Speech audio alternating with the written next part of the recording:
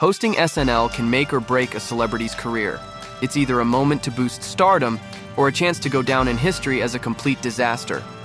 Now, let's take a look at some of the most controversial hosts in no particular order. First up, one of the most talked about appearances has to be Donald Trump's 2015 turn on the show. It's wonderful to be here. I will tell you, this is going to be something special. His SNL hosting gig wasn't a total disaster, but it wasn't exactly a comedy hit either. He stood by as the cast, including Daryl Hammond and Taran Killam, mocked him non-stop. Great. Isn't he doing fantastic? Surprisingly, Trump didn't throw a fit or file a lawsuit, which, given his track record, is impressive. His 2015 appearance, right in the middle of his presidential campaign, drew huge ratings, 9.3 million viewers. But it also sparked protests and plenty of backlash from critics. While it wasn't his finest moment, NBC definitely got the ratings boost they were after. We have got a great show tonight. And who could forget Justin Bieber's 2013 episode? Bieber, at the height of his pop stardom, showed up with an entourage of over 20 people. Yes, over 20. One person's actual job was to hold pizza for Bieber. According to Bill Hader, Justin was the only host to fully embrace the diva lifestyle, and let's just say it didn't go well. Bieber was, he just was in a bad place. Maybe he's in a better place, but then he was it was rough. Yeah. The episode flopped, with Bieber's lack of comedic timing and backstage tension, making it one of the more disappointing ones. Who are you? I'm a runaway, okay? But honestly, the sketches he appeared in just feel off. Just take a look. It's just that I'm very lonely and I would like to give you a bath. I'm gonna be contacting Gloria Allred. This is not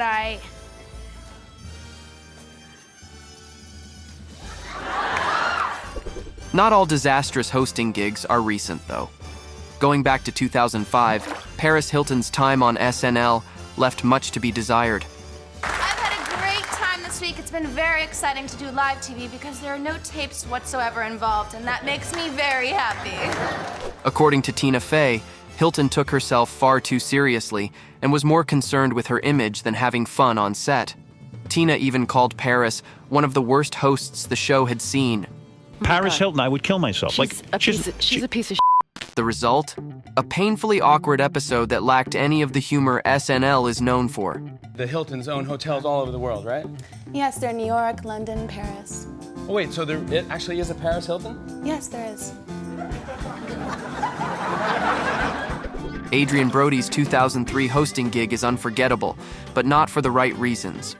Fresh off his Oscar win for The Pianist, he thought he could spice things up with his own ideas, which always seemed to feature him as a rapper. Yeah, baby. You know the crime pay me. We wild in this place. But instead of a fun twist, he ended up clashing with the SNL crew. But what sealed his fate was an unscripted and offensive intro for musical guest Sean Paul, complete with a faux Jamaican accent and dreadlocks. Jamaica, man, you know, Rastafari, His improvisation didn't land well, coming off as more cringy than clever, and it earned him a permanent spot on the SNL banned list.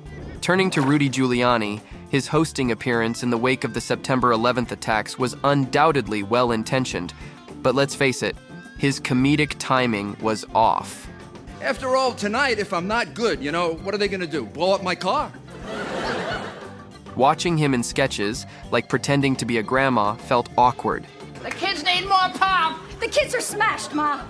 No, they're not. They're just happy. Despite his efforts, the audience just didn't connect with him. Sometimes, even the most well-meaning guests can miss the mark. Fast forward to 2011, when Katy Perry took the stage. Like many singers trying their hand at comedy, she had a tough time fitting into the skits. It brings me very happy to be here. I have brought you un koro, which means Japanese for a gift. By the end of the night, she found herself in more supporting roles, and it was clear the comedic chemistry just wasn't there. Have you plans for the holidays, Your Majesty? Piss off. I beg pardon? To make things even more interesting, her relationship with comedian Russell Brand reportedly ended soon after. Some say her SNL performance might have had something to do with it. I guess when it comes to relationships, a good sense of humor is key, Because if you can't laugh together, you might just end up singing solo. Lindsay Lohan's return to the SNL stage in 2012 was another disappointment. The writers leaned heavily into jokes about her instability and sobriety, which left her visibly uncomfortable. So good to see you again. You know, I forgot how beautiful your eyes are. Thanks, Keenan. Can I see them? Okay. Yeah, can I see your eyes, please? Lohan stumbled through her lines and spent much of the night glancing nervously at cue cards, transforming what could have been a career comeback into a cringe-worthy event. I'm sorry, what keeps happening with the phone? You know what? Sometimes I get prank phone calls. It's neighborhood kids. But you have to give her credit. She was brave to participate despite the pressure. For a more bizarre example, let's talk about Milton Berle, who was already an entertainment icon by the time he hosted SNL in 1979.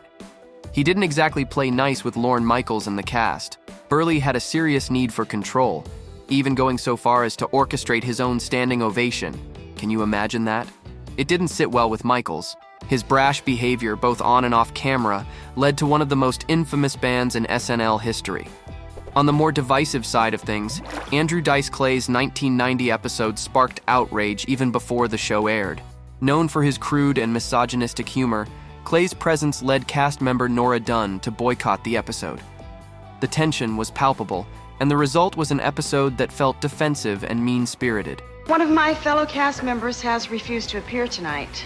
That's better, because I am not legitimizing this thing, this man, this whatever they say he is. I'm angry, really. More recently, Dave Chappelle's 2022 appearance generated its own controversy. Following his Netflix specials that faced backlash for jokes about the transgender community, his hosting gig touched on sensitive topics once again. While Chappelle avoided those specific jokes, his comments on anti-Semitism still managed to stir up criticism. I denounce anti-Semitism in all its forms. And I stand with my friends in the Jewish community. And that, Kanye, is how you buy yourself some time. And remember Tom Green? Well, let's just say his hosting was a matter of taste. His over-the-top, obnoxious humor definitely has its fans, but it's not for everyone.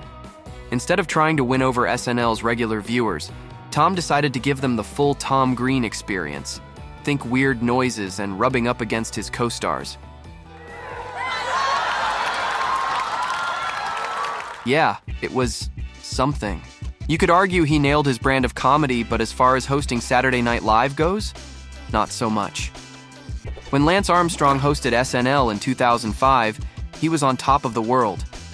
He'd beaten cancer, his yellow Livestrong wristbands were everywhere, and he was dodging investigations into doping. Oh, and he was dating Sheryl Crow. But all that success brought a cockiness that didn't sit well. He and the cast made smug jokes about the people trying to bring him down, and it felt off back then. Watching it now, after his doping scandal, it's almost painful. Safe to say this episode hasn't aged well. Oh, Steven Seagal, the man who dominated action movies in the 80s and 90s and somehow thought comedy was the same game. Spoiler alert, it wasn't. My newest film, Out for Justice, which is #1 in the nation right now. Seagal's hosting gig on SNL was a disaster of epic proportions. Actually, he was named the worst host ever by anyone working at SNL at the time. A lot of other people that were at SNL have cited him and that week as the example of the worst host and week. Not only did he refuse to play along with the cast's jokes, but he countered with his own ideas that basically had him playing himself while ranting about things he hated. Yeah, real charming. Listen to me carefully. I don't want you to talk about anything to me anymore. I don't want you to say my name anymore. His performance was so bad that by the end, it felt like everyone was just waiting for him to say, "You know what? I'm out." But he didn't, although maybe he should have. Even Lorne Michaels admitted it was a really tough week. And, thank the comedy gods, Seagal was never invited back. Ouch. So, there you have it. Some of the wildest, most controversial, and downright disastrous hosting gigs in SNL history. But now it's your turn. Who do you think was the absolute worst host ever? And on the flip side, who's your all-time favorite? Let's discuss in the comments.